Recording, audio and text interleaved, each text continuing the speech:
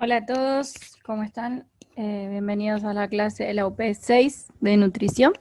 En este caso vamos a hablar sobre la antropología y la alimentación y los usos del cuerpo. Son dos textos los que hablan de estos temas.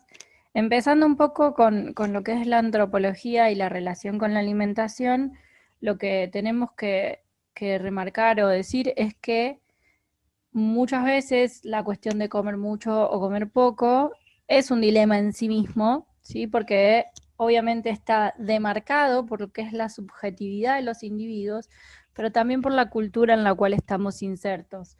Entonces, el comer acaba siendo como un medio para comunicarse con los otros. ¿En qué sentido? Bueno, y esto tiene que ver con que en ciertas fiestas se comen diferentes o ciertos tipos de alimento. Y por ejemplo, cuando las relaciones en este sentido sociales son malas, comer puede transformarse en algo doloroso, por ejemplo, en Argentina no es tan común, pero sí es común en los Estados Unidos, por ejemplo, hacer un banquete después de un entierro, por ejemplo. Bueno, en verdad tiene que ver con una tradición más judía también, pero a lo que voy es, eh, puede llegar a ser algo doloroso en ese sentido, por el dolor, por el sufrimiento, comer. Pero muchas otras veces, y esto por eso se relaciona tanto la comunicación y se comen ciertos tipos de alimentos, por ejemplo, en Navidad la pavita o algún alimento así, o por ejemplo en Pascua los religiosos, los practicantes no comen carne durante los días anteriores, digamos. Ciertas prácticas, tradiciones y simbólicos y prácticas simbólicas en este sentido van a estar articulando o van a estar articulándose con las relaciones sociales. Entonces, claramente hay diferencias entre la práctica que se realizará, la comida que se comerá, y también va a depender, obviamente, de la cuestión cultural, ¿no? En el lugar en donde estemos. Muchas veces en los países desarrollados, las comidas caseras tienen una connotación distinta que la comida en restaurante. Y de hecho, en los países más industrializados se considera más relevante una comida en un restaurante y en otros países se considera como más importante la comida casera porque es la que se le da mayor atención, la que se le trabaja más, es como con más cariño, ¿no? Pero claramente que acá hay una intervención directa entre lo que son las clases, la religión, las castas y también el género, ¿sí? En cuanto a lo que es la distribución, el acceso y el uso de los alimentos. Por eso, esto de comer o no comer va a tener significaciones sociales, pero también va a tener significaciones sociológicas. Y esto está relacionado 100% con los valores estéticos, con los cuidados corporales, ¿no? Que muchas veces van a estar determinadas de alguna manera por las prácticas alimentarias. Por eso acá hay una cuestión en países en desarrollo vamos a tener lo que es la malnutrición en un sentido negativo, o sea, como la falta de alimento, pero en los países desarrollados la malnutrición está relacionada con el exceso de comida, ¿no? Se relaciona con la obesidad, con la bulimia nerviosa, también con la anorexia, ¿no? Porque son las que se llaman las patologías de la sociedad del bienestar. Y todas estas están de alguna manera relacionadas con enfermedades coronarias, cerebrovasculares, enfermedades óseas, anemias, neoplastias, diabetes, cirrosis crónica, hepáticas. Todas enfermedades que si uno analiza en países en donde directamente no tenemos acceso a alimentos y donde tenemos niños que se mueren justamente por falta de alimentos, las enfermedades son completamente distintas, ¿no? Entonces, por eso se le llaman a estas enfermedades propias de los países desarrollados. Pero también, y esto como digo, lo que se espera de tener en cuenta es no es solamente garantizar un mínimo de alimento, porque en estos países, y doy siempre el ejemplo de Estados Unidos, pues es uno de los que tiene más marcada esta cuestión de la obesidad, sobre todo infantil, ¿no? Es un país en donde las clases más altas tienen acceso a la comida garantizado, no les va a faltar la comida. Sin embargo, esto no es suficiente el saber que voy a tener alimento, sino que también tiene que estar relacionado, tiene que estar en esta toma de decisiones, es qué comemos, cuándo lo comemos, cómo lo comemos, para qué comemos lo que comemos, ¿no? Entonces, hay como un triángulo que tiene que ver con lo que es la moderación, con lo que es la variedad de alimentos y el equilibrio dietético. Se ha discutido mucho en las escuelas, sobre todo en Estados Unidos, que tienen doble escolaridad en su mayoría, a diferencia tal vez de la ciudad de Rosario, por ejemplo, que no muchas escuelas lo tienen. Esto de qué tipo de alimentos se sirven en las cafeterías de las escuelas. ¿Qué tipo de alimentos les están dando? ¿Hay variedad de alimentos? ¿Hay una moderación, o sea, con la cantidad de alimentos y el equilibrio dietético cómo es? Bueno, justamente aparece también dentro de este contexto de países desarrollados lo que se llama la lipofobia, que es el rechazo a las grasas. Pero que está relacionado también con las representaciones del cuerpo, porque cuando uno habla de las grasas, directamente nosotros lo relacionamos con el gordo, ¿no? Con el gordo glotón, y lo puse entre comillas porque justamente es súper peyorativa esa categorización, pero es la categorización en sí misma la que la población misma rechaza y se considera muchas veces, aunque ahora por ahí con mucho más trabajo de promoción de salud en este sentido, se la consideraba como personas egoístas, en el sentido de que se hacen mal ellos mismos, ¿no? Entonces, se los considera como un ejemplo de qué es lo que no hay que hacer. Y en alguna manera lo que hace esta concepción de gordo es convertir a la delgadez en un valor moral. Pero cuidado, porque la delgadez en sí misma también acaba siendo un estigma, porque no se está considerando a cualquier delgadez. No es cualquier delgadez aceptable. Volvemos acá otra vez a una relación de equilibrio, ¿no? Claramente la obesidad es considerada un problema sanitario en los países desarrollados, principalmente tiene considerado como factor de riesgo. Recuerden que los niveles de prevención en este caso lo van a considerar como factor de riesgo, o sea, en un primer nivel, cuando estamos hablando de riesgo de la aparición de una enfermedad, pero también lo consideran como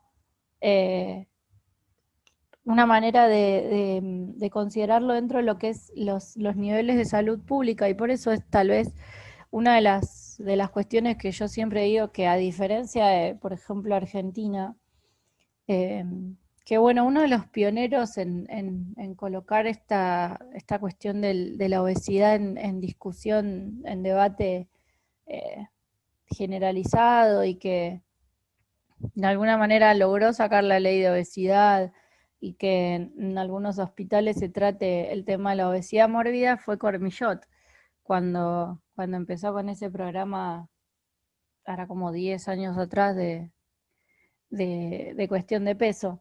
Pero sí en países en países desarrollados es una problemática mucho más antigua, y donde se empieza a pensar o se considera la obesidad y el sobrepeso como una consecuencia directa de las mutaciones en los hábitos sociales en general, pero de los hábitos alimentarios en particular.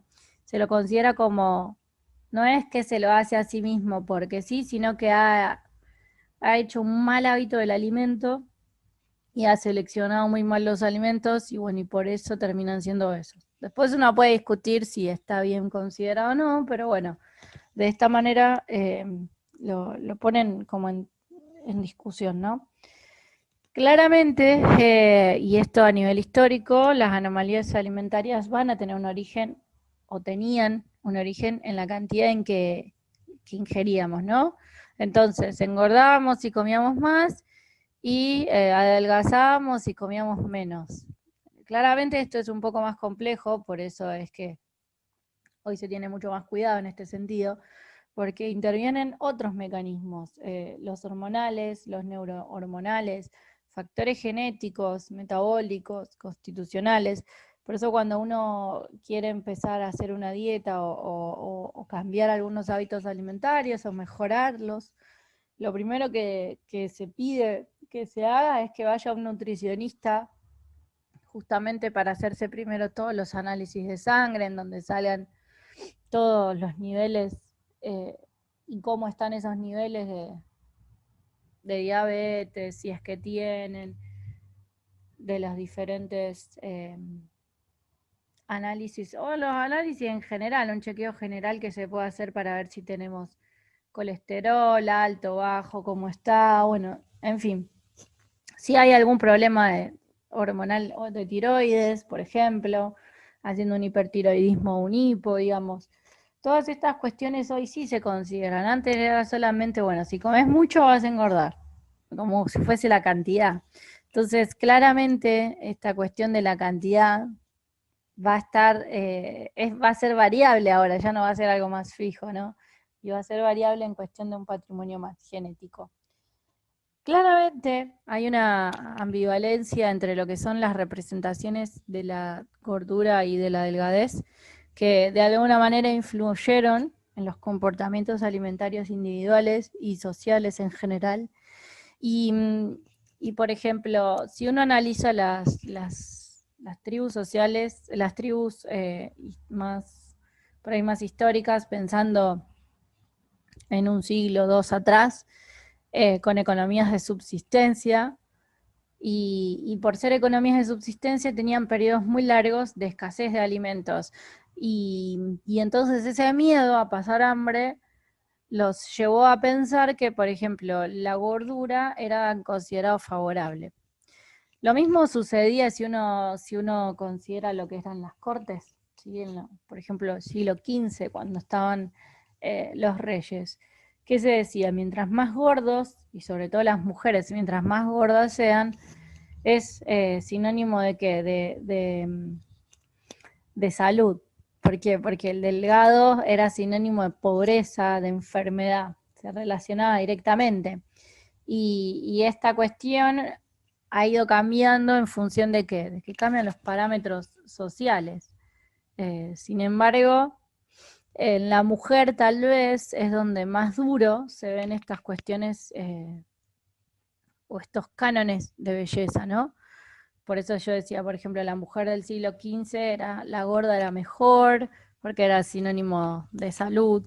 Si uno lo lleva al siglo XX y tal vez a los años, ahora, no hace muchos años, en los 90, el sinónimo era cuanto más delgada, más bella era.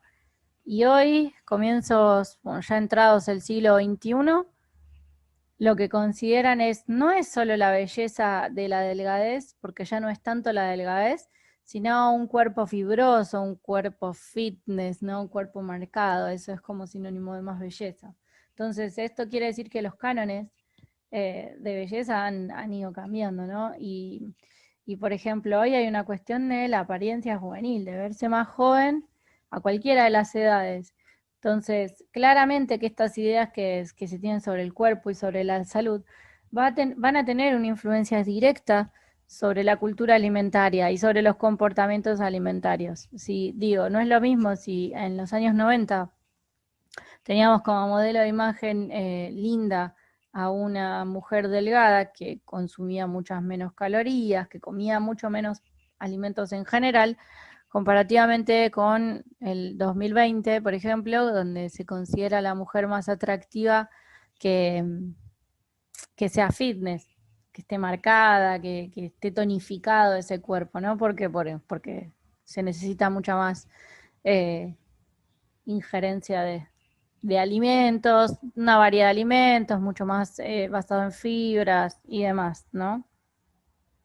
Entonces, claramente esta cuestión de la delgadez, pero no la delgadez extrema, sino de alguien esbelto, es considerado siempre como asociado al éxito, ¿no? Como el poder. Y al contrario, al obeso se lo considera como alguien insano, como que es propio de la pereza. Esta cuestión todavía no ha salido y tiene que ver con que tenemos valores súper atrasados en este sentido.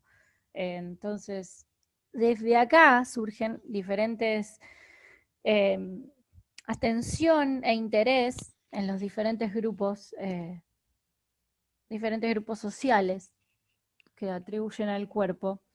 Y según los autores, dicen que este interés va a aumentar conforme aumenta la escala social. O sea, mientras mayor es el poder adquisitivo, según estos autores, mayor interés y atención le damos al cuerpo.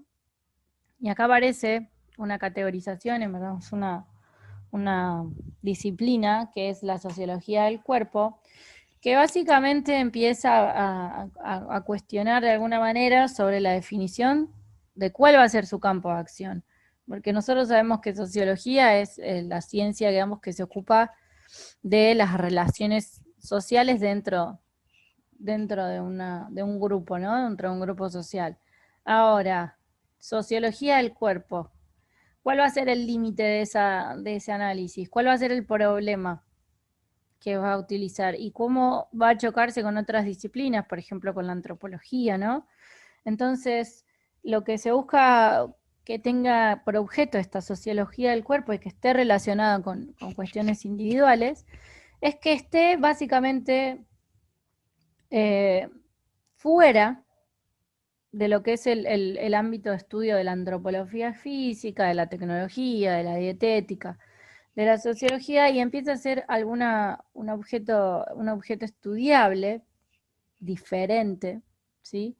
Y entonces estamos hablando de comportamientos físicos, y cuando hablamos de comportamientos físicos vamos a utilizar como dos categorías de análisis, lo que es la ecométrica, que en todo caso vamos a estar sacándolo de la cuestión macroeconómica, y de la microtecnológica, en donde de alguna manera va a disolver lo que es la anatomía y la biología, y buscar justamente que la sociología del cuerpo va a estar de alguna manera reducida o supeditada a utilizar técnicas de otras ciencias y empezar a hacer teorías parciales, porque todavía es una ciencia súper moderna, y relacionadas solamente con las cuestiones del cuerpo.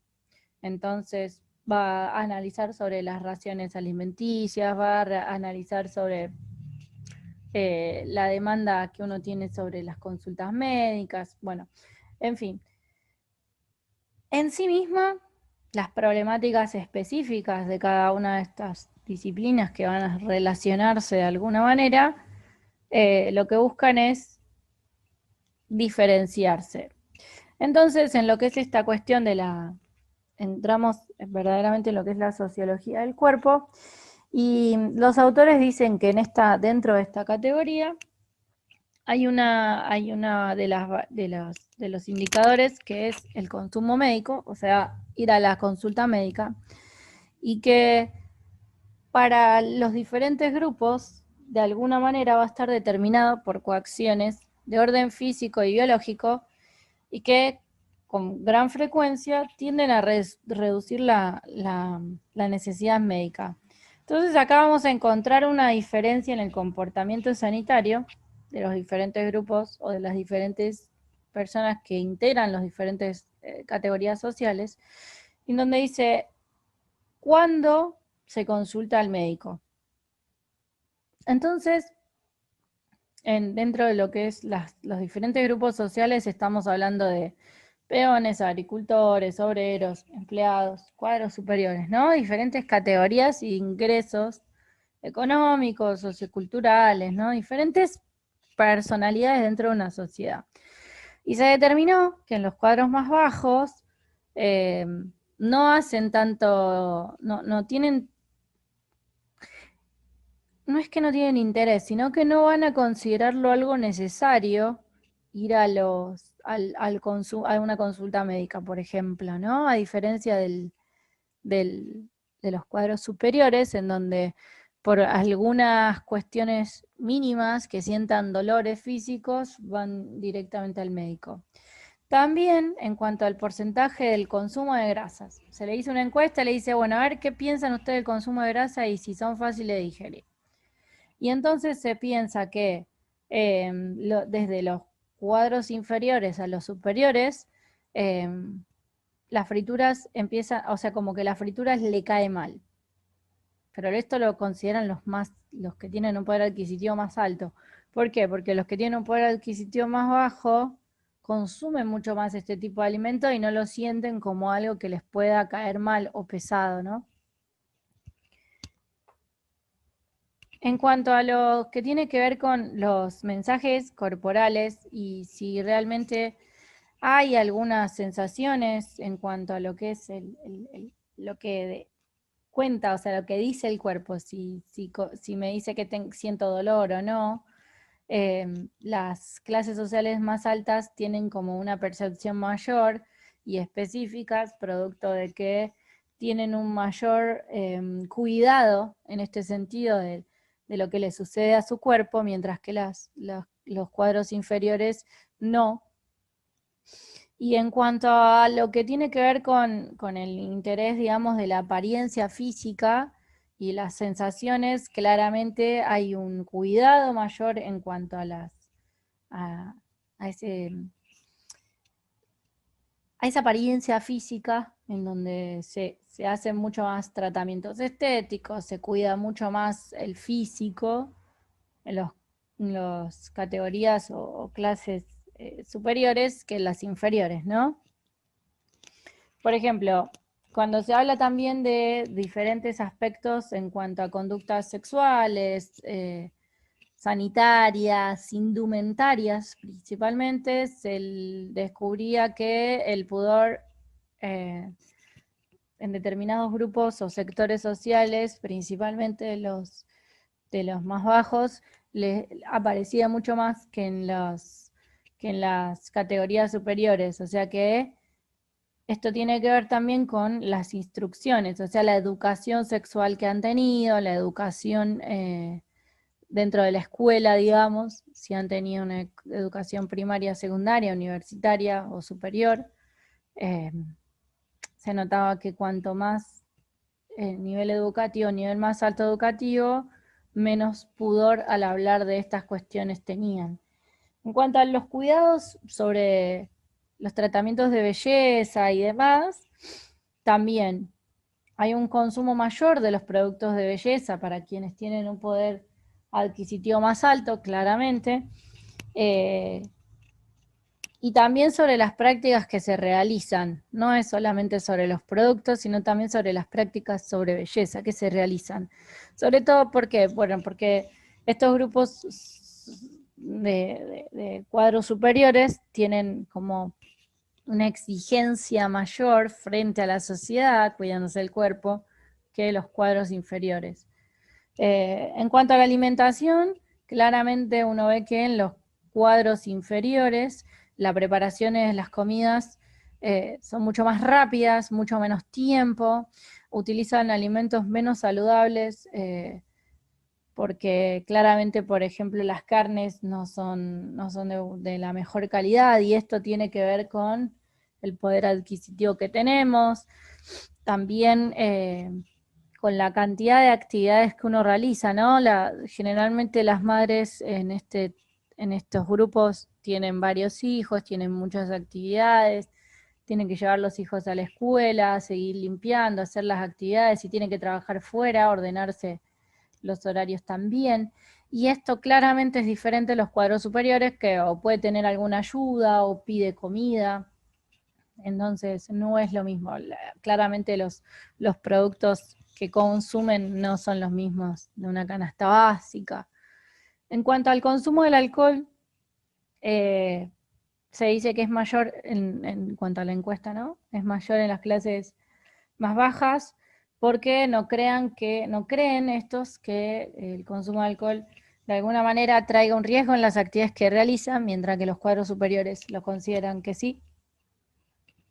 Y en cuanto a mantener un buen estado de salud, las clases superiores, si bien tienen un discurso más estereotipado de de sí, que yo me cuido, las normas de la calidad, la alimentación saludable y la actividad física, puede ser que también encontremos más gente que consuman drogas, alcohol o fumen, por ejemplo. Entonces, es por un lado el discurso y por el otro lado lo que hago. En cuanto a que las clases populares, para ellos el buen estado de la salud es solamente estar limpio, comer bien y no estar enfermos. El resto es como no se lo considera, o por lo menos no lo tienen presente, ¿no? Y en cuanto a la actividad física, bueno, obviamente acá hay una cuestión de una exigencia, como yo decía, una exigencia de las clases o de los cuadros superiores a mantener cierta figura y en este sentido tratar de buscar la mejor forma del cuerpo que tengan, pero esto también está relacionado con el tiempo disponible que tienen, ¿no? Esto ya lo vamos a ver en trabajo y tiempo libre, pero está relacionado también con el tipo de actividad que tengo, las relaciones sociales que tengo y el tiempo que tengo para dedicarle a este tipo de actividades, ¿no? Y esto también va a tener que ver con los deportes que se practican, la diversidad de los deportes que se practican y demás. Lo que entonces tenemos que tener en cuenta es que esta cuestión de los usos y las representaciones del cuerpo y esta sociología del cuerpo va a variar en función de qué? Del lugar en donde estamos dentro de la sociedad. Según el lugar en donde estamos inseridos, va a ser supuestamente, ¿no? Para los autores, y la tesis va a ser mayor o menor el cuidado y el interés que le demos a nuestro cuerpo. Espero que les haya servido la clase y nos vemos en la próxima.